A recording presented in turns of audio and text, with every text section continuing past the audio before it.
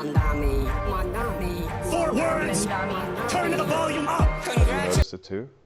Something feels off. It's not just in one city or one group of people. It's everywhere in how we talk, how we move, how we react to the smallest things. It's like humanity has changed its frequency, and most people can't quite describe why. You walk through a crowd, and the energy feels heavier. You talk to someone, and even though they're smiling, their eyes don't. It's subtle, but once you see it, you can't unsee it. And here's the truth most won't tell you. It's not random. It's not just the world getting stressful. Something real is happening to the human mind biologically, emotionally, and spiritually all at once. So today, let's talk about why people feel so strange right now, and what that says about where humanity is really heading. For most of human history, our inner world evolved slowly. Change came over centuries. But in the last 20 years, humanity has gone through what used to take 1,000. Technology connected us, but connection isn't the same as closeness. We can reach anyone in seconds, yet most people feel lonelier than ever before. We've traded conversations for comments, relationships for reactions, emotions for emojis. Our brains weren't built for this kind of constant noise. Every ping, every scroll, every short burst of dopamine rewires how we think, how we feel, how we care. People aren't colder by choice, they're overloaded. Our nervous systems are running like a phone with too many apps open. Everything slows down, overheats, and glitches. That's why patience feels extinct. Why conversations cut short. Why empathy seems harder to find. The system is running beyond capacity and is starting to show. Here's what's really wild. Human beings used to have time to process emotion. We'd feel, reflect, release. Now we scroll instead of feel. We post instead of heal. And what happens to an emotion that never gets processed? It doesn't vanish, it stores. Every suppressed feeling is like a compressed file in your mind, taking up energy. Multiply that by billions of people holding unspoken fear, grief, anger, and you get a collective emotional overload. That's what's leaking out right now. The road rage, the public meltdowns, the sudden outbursts online. It's not random madness. It's pressure being released from a global nervous system that's been holding its breath for too long. You're not imagining it. People really are acting different because inside they're breaking open. Let's talk biology for a second. Your emotions aren't separate from your body, they're chemical. Your gut produces most of your serotonin and dopamine, the chemicals that keep you calm and motivated. But modern life has wrecked that system. Processed food, chronic stress, lack of sleep, endless digital stimulation, they destroy gut balance. When that balance breaks, your mood breaks. People become reactive, anxious, tired, numb, and they don't even know why. Now imagine millions walking around in that state. That's not attitude, that's chemistry. A chemically anxious civilization. We think we're choosing irritation or detachment, but often our biology has already decided for us. That's why kindness feels harder, why joy feels rarer, why peace feels temporary.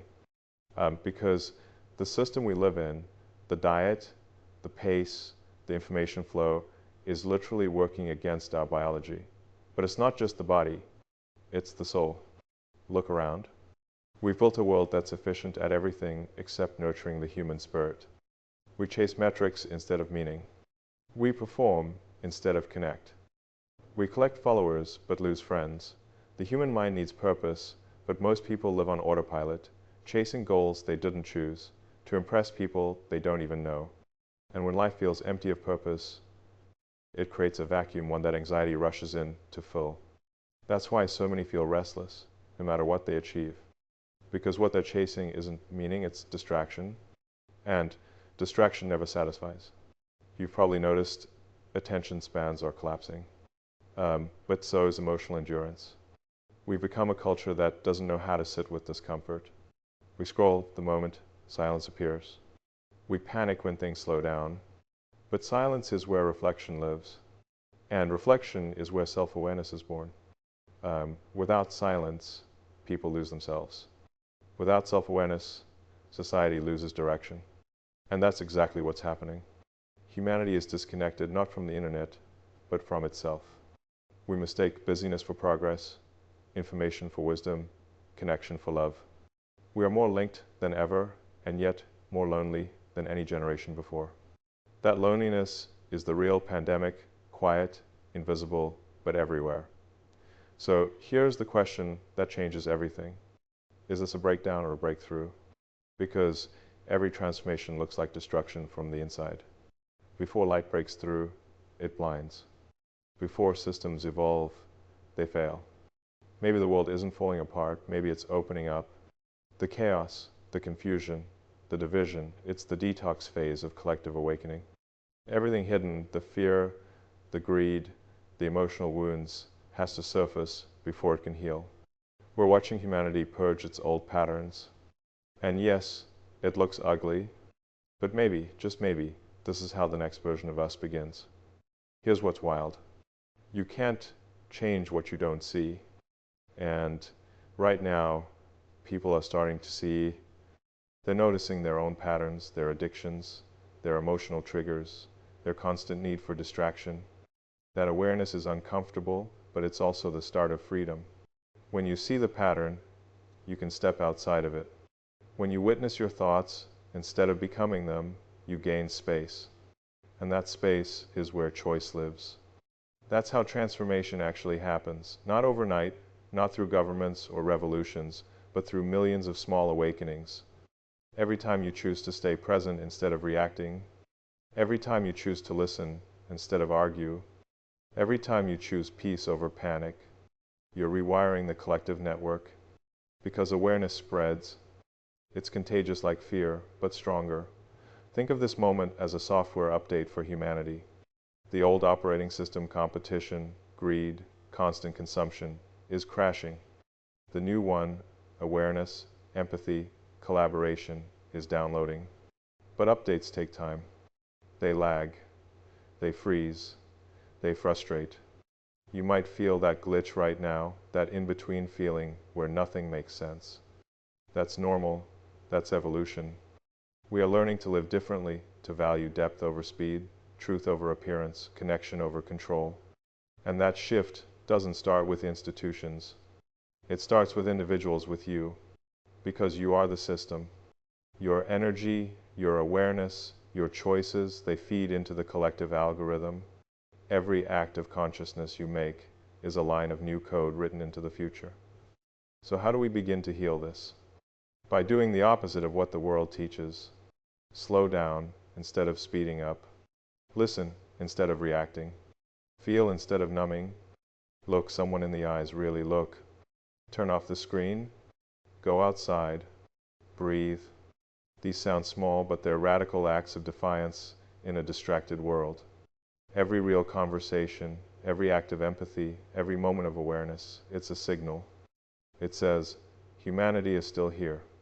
Because even in all this chaos, there are glimpses, quiet moments of kindness, people helping strangers, voices choosing compassion over outrage. Those moments are the proof that the light hasn't gone out, it's just fighting to be seen again. So, where do we go from here? We have two paths. One, keep feeding the noise, the fear, the division. Keep reacting. Keep scrolling. Keep living half awake. Or two, wake up. Start noticing. Start asking deeper questions.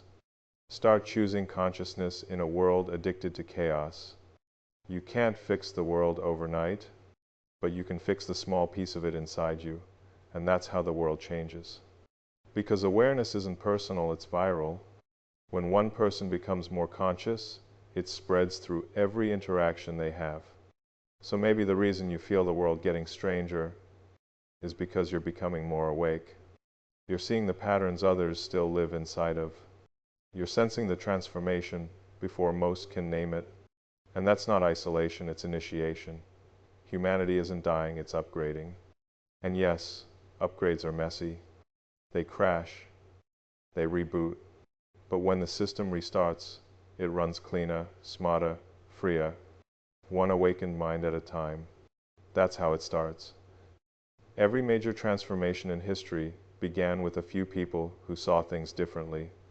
But this time, it's global, it's digital, it's exponential. We're not just updating society, we're updating consciousness itself.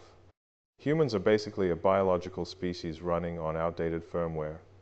And for the first time, we have the tools to rewrite it consciously. If you look at human progress like a curve, we're right at the inflection point, the part where the line stops being gradual and suddenly becomes vertical. That's where technology meets psychology, and biology starts to blend with AI. And it's not science fiction anymore. It's happening. Right now, AI models process more information in a day than entire civilizations did across centuries. Neural interfaces are being tested that could connect human intention directly to computation. Biotech is learning how to regenerate cells, reverse aging, even repair memory. But here's the part people don't talk about. Upgrading technology is easy. Upgrading consciousness is the real challenge. Because if our awareness doesn't evolve as fast as our tools, we'll destroy ourselves with efficiency. That's why emotional intelligence, ethics, and awareness matter more now than ever. The next big frontier isn't Mars. It's the human mind. Imagine this, a civilization that can think collectively without losing individuality, a world where technology amplifies empathy instead of replacing it. That's possible, but only if we build it on purpose. The danger isn't AI itself, it's unconscious humans programming it. If we feed machines with data built on fear, division, and outrage, they'll optimize for more of that. But if we train them on creativity, curiosity, and compassion, they'll amplify those too. That's the real upgrade, aligning intelligence with intention. Because intelligence without purpose is just acceleration without direction. And look, the timeline is tight. Automation is coming faster than most governments can regulate. Entire industries will vanish, but new ones will appear just as quickly. The key question is, will humanity adapt fast enough? To me, adaptation isn't about coding skills or robotics. It's about awareness, understanding how your attention works, knowing when to focus deeply, when to disconnect, and when to rest. That's how you stay creative in a world that never stops moving. If you can master that attention, awareness, adaptation, you become part of the next evolutionary layer of humanity. You become what I call a conscious engineer. Not someone who just builds systems, but someone who designs how consciousness interacts with them. The future will belong to conscious engineers, people who understand technology deeply, but serve humanity first. People who can code and still care, who can automate and still empathize, who see innovation not as profit but as stewardship. Because ultimately, the point of all this technology, AI, evolution, isn't to escape being human. It's to understand what being human really means. So as this transformation accelerates, remember, you have a choice. You know, people talk a lot about the future, but the truth is, the future isn't something we enter. It's something we create. Every decision, every click, every moment of awareness, it shapes the direction of civilization. We've spent centuries building machines that imitate us. Now it's time we learn from them.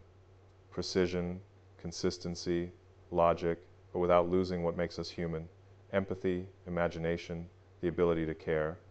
Technology isn't replacing humanity, it's reflecting it. AI is a mirror, showing us exactly who we are, the good, the bad, the brilliant, the broken. And what we choose to teach it next will define the story of our species. So the real question is simple.